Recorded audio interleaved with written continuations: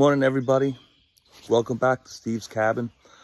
I'll be honest with you, I'm a little wiped out. It's been a tough last couple of days. Um,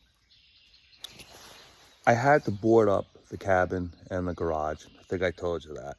The insurance company wanted to make sure I did that. So instead of paying somebody, God knows how much money they want, I looked it up, and the money they want to board up a garage and a cabin, it's ridiculous.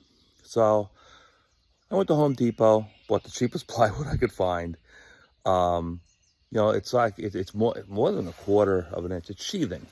It's like roof sheathing, so it's plenty thick. It was still $30 or $33 a sheet.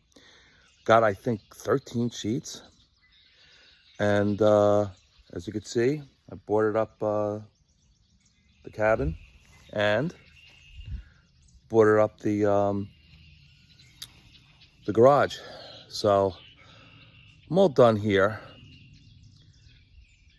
A lot of up and down the ladders. I'll try to turn this around so you can see. Hang on.